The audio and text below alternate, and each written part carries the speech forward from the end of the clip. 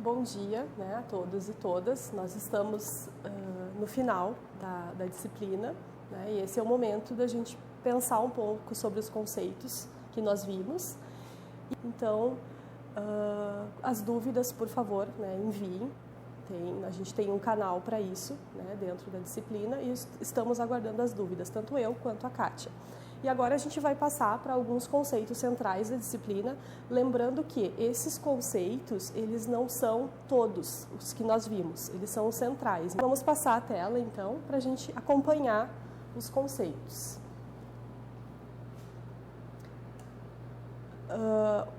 Um dos primeiros conceitos que nós vimos, ou os primeiros conceitos que nós vimos, na verdade, eles dizem respeito ao desenvolvimento pessoal. Por que nós focamos tanto no desenvolvimento pessoal durante a disciplina? Porque justamente, né, no ambiente de trabalho, as nossas relações, a forma como a gente se comporta, como nós agimos, que vai definir que tipo de relação a gente vai ter e vai também proporcionar um caminho de sucesso no ambiente de trabalho.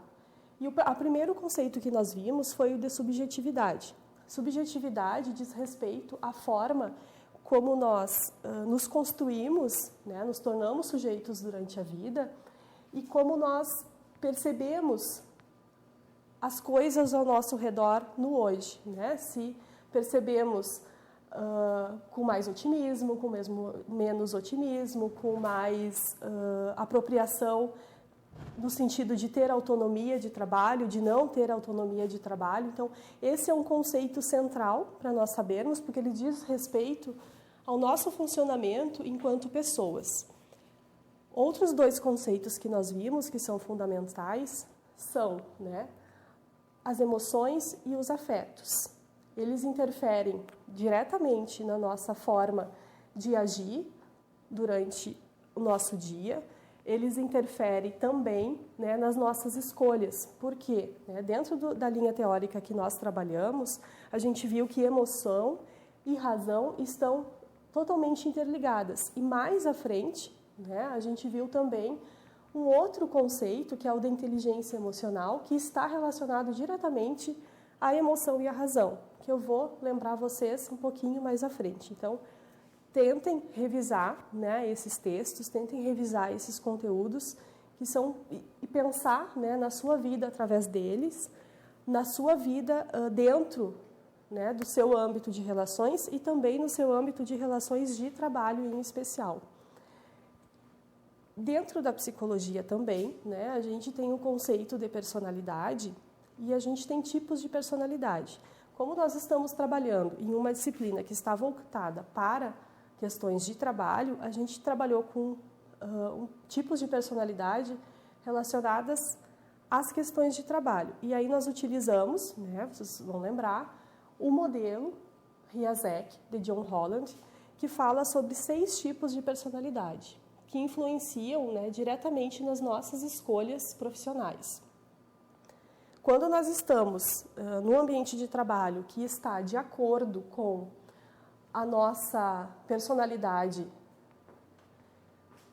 voltada para o trabalho, a nossa satisfação ela tende a ser a melhor. Por isso que nós fizemos a proposta para vocês de pensar sobre as escolhas, né, de trabalho. Por que eu escolhi determinado trabalho, se eu tenho realização ou não, se esse trabalho tem ou não relação com as minhas características. Então, lembrando dos 6 tipos, né, do modelo Riazek, a gente tem o tipo realista, geralmente está ligado, né, aos sujeitos que valorizam bastante trabalhar com coisas. Que coisas seriam essas? Né? Manipulação de objetos, de ferramentas, de máquinas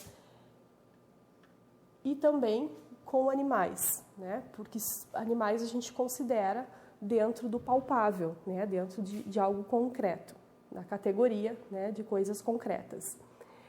A tendência é que esses sujeitos eles sejam mais quietos, né, mais introvertidos, mais reservados. A gente trabalhou também, né, com o tipo de personalidade investigativo, que se refere a pessoas que gostam de trabalhar com o uso da palavra, da ideia, do raciocínio, que têm também são introvertidas, né? São pessoas independentes, elas tendem a gostar de trabalhar sozinhas, elas são pessoas críticas, né? Elas são bastante investigativas, curiosas, elas gostam de se envolver, então, com pesquisas, né? De estudar coisas, de descobrir coisas novas.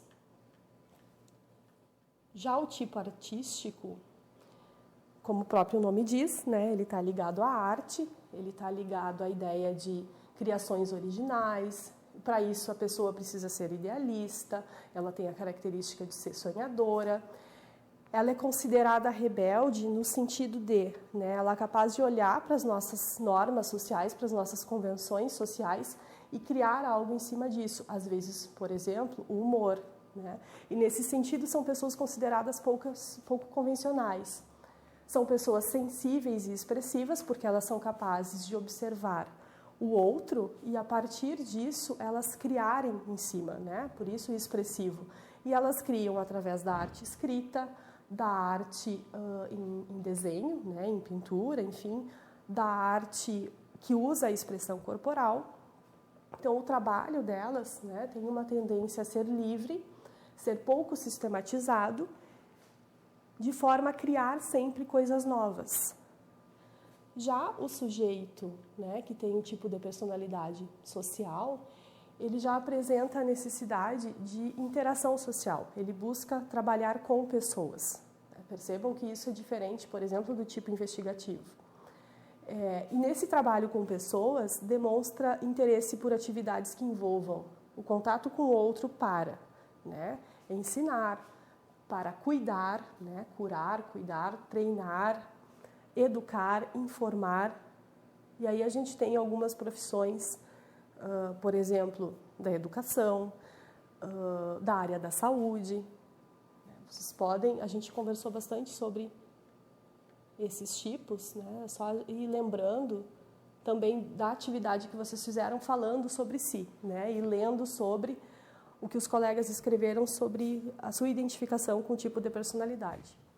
O penúltimo tipo que nós consideramos foi o empreendedor, que geralmente são sujeitos extrovertidos, impulsivos, eles são persuasivos, eles tendem a convencer o outro, são sociáveis porque para convencer o outro eles precisam do contato social, eles precisam de uma certa conquista em relação ao outro. Eles são ambiciosos porque eles têm objetivos muito altos, né? São sujeitos dinâmicos, são autoconfiantes. Eles têm interesses em atividades que eles controlem, então eles têm um alto índice, né, de liderança dentro do seu perfil de personalidade e eles buscam estabelecer o contato com o outro para alcançar seus objetivos, né? Sejam objetivos dentro do seu ambiente de trabalho, sejam objetivos econômicos, financeiros. Também o tipo convencional, que foi o último tipo de personalidade que nós vimos, ele trabalha geralmente com estruturas mais metódicas, organizadas. Eles tendem a ser obedientes, eles gostam de alguém que ordene seu trabalho para eles fazerem a execução do trabalho. Então, são atividades, né, que implicam manipulação sistemática e ordenada dos dados, que trabalham geralmente com papéis, né, com documentos, com registros e, né, com processamento de dados. A gente tem que lembrar que esses 6 tipos, né, eles são como se fossem caricaturas, né? Nós geralmente temos dentro da nossa estrutura, da nossa subjetividade, um tipo central e 2 ou 3 tipos secundários que acompanham, né? E que também têm uma importância muito grande. É raro ter um sujeito que tem um tipo único e também acontece de sujeitos que têm os 6 tipos com muita força dentro da sua estrutura de personalidade. Outros conceitos que a gente viu que são muito importantes é do ambiente de trabalho e da motivação. Quando a gente fala em motivação, tem que se lembrar que a motivação ela não é externa, ela é interna, né? Só que ela está ligada a fatores internos. O que me dá vontade de fazer algo? O que me causa interesse? Se alguma coisa me dá vontade, se alguma coisa me dá interesse, é porque ela também me dá um certo nível de prazer. E no ambiente de trabalho, a gente tem que pensar que o espaço físico que proporciona bem-estar, a relação com os colegas e com os gestores, quando proporcionam bem-estar, elas nos geram, elas acionam, são fatores externos que acionam a motivação. E, claro, né, quando a gente trabalha com motivação, a gente está apto, né, a sentir-se bem no ambiente de trabalho. Com isso, vem a questão, né, de uma qualidade de vida no trabalho, que proporciona a saúde do trabalhador, seja ela física, seja ela emocional, psicológica, enfim. Tem o fator da satisfação, que se desenvolve aí. Com satisfação e com o ambiente de trabalho adequado, a gente consegue ter autonomia, ter um rendimento melhor, tanto no nosso trabalho quanto para a instituição como um todo. Então, a gente tem que estar atento a esses conceitos e pensar nele na nossa vida profissional, porque ele é um termômetro de como estamos, de como a instituição como um todo está também.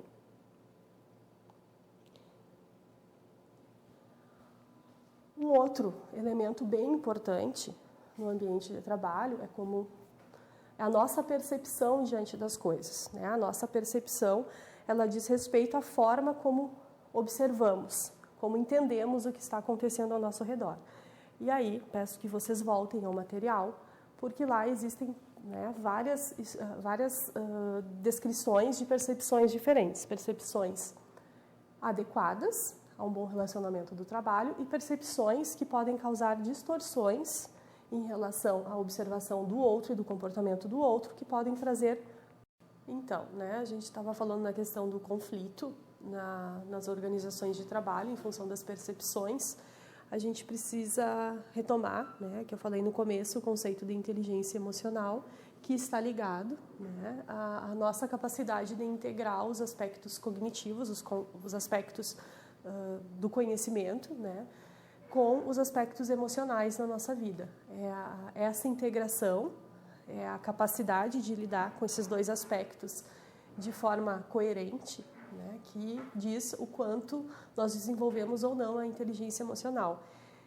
E como a gente estava falando na percepção, né, além da nossa percepção em relação aos fatos, nós temos a percepção dos colegas, né, em relação aos colegas de trabalho, dos gestores, em relação aos fatos, né, e também, né, a questão do entendimento, né, dos nossos colegas em relação aos nossos comportamentos. Se, né, nós somos mal interpretados, mal percebidos na relação de trabalho,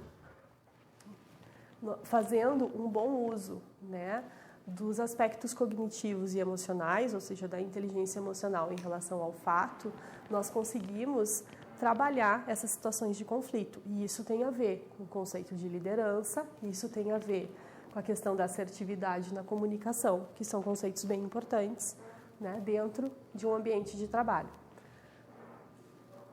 Uma questão importante em relação à inteligência emocional, né, que a gente precisa lembrar, é que é incorreto afirmar que os aspectos cognitivos e os aspectos emocionais não estão interligados. Lembrem bastante disso, porque a gente bateu, né, nesse assunto durante um bom tempo das aulas. E relembrando, então, né, de se observar que todos os aspectos do desenvolvimento pessoal que nós já estudamos e revisamos até aqui, interferem diretamente no desenvolvimento organizacional, ou seja, né, na construção das nossas habilidades no ambiente de trabalho, porque nós estamos em constante desenvolvimento, tanto nos aspectos pessoais, tanto nos aspectos, né, de atuação no trabalho. Entrando um pouquinho mais, então, na ideia da comunicação assertiva e da liderança, que eu citei há pouco, né, esses dois conceitos, eles são fundamentais para o trabalho como um todo, especialmente para o trabalho dos profissionais de secretariado. Espero que vocês lembrem daquela apostila que a gente dividiu, né, em 2 aulas, que focava bastante na questão da comunicação assertiva e da liderança. A comunicação assertiva trabalha com a ideia, né, de ter uma boa comunicação, uma comunicação em excelência. E o que seria isso? A comunicação assertiva, ela trabalha com a ideia de uma comunicação coerente, com foco, objetiva, clara, né, coesa, tomando sempre, né, como ponto de partida a importância de verificar se, né, a fonte para a qual nós estamos com a qual estamos nos comunicando, a pessoa ou o grupo de pessoas com o qual estamos nos comunicando, entendeu a mensagem que gostaríamos de passar. Quando nós falamos em comunicação assertiva, que falamos em objetividade, que falamos em falar os fatos de forma clara, a gente tem que lembrar que essa clareza de expressão não significa agressividade. Isso é um aspecto bem importante que faltou, né, em algumas respostas da atividade que nós fizemos sobre comunicação assertiva, que foi a pergunta dissertativa de um questionário, né, que vocês responderam. Em relação à liderança, né, ter uma boa comunicação, ter clareza na comunicação é fundamental para coordenar um grupo, para orientar um grupo.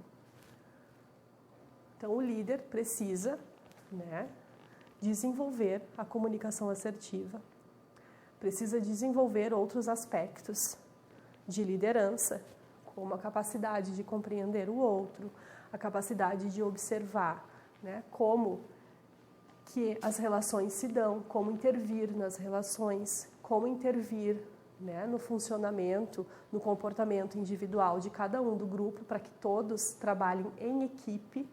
Vocês lembram do trabalho em equipe, da diferença do que é trabalho em equipe e o que é trabalho em grupo? Isso vocês podem revisar tanto no texto quanto, né, nos conceitos que vocês mesmos fizeram no glossário. Então, né, o líder ele vai trabalhar para que o trabalho seja em equipe, que o trabalho seja de todos em prol de um objetivo. Trabalhando mais algumas questões, né, do comportamento organizacional, é bom lembrar, né, o que é o comportamento organizacional. Em resumo, né, é o modo como as pessoas agem dentro das organizações, seja, né, na forma de atuação individual, seja na forma de atuação em grupo.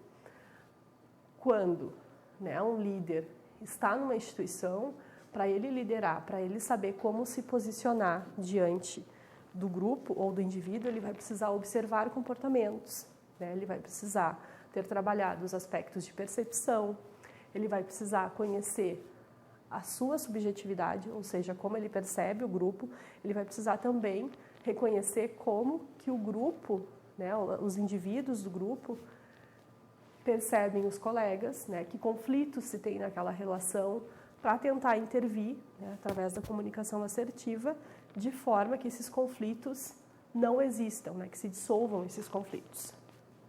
Dentro do conceito, da ideia de comportamento organizacional, a gente precisa revisar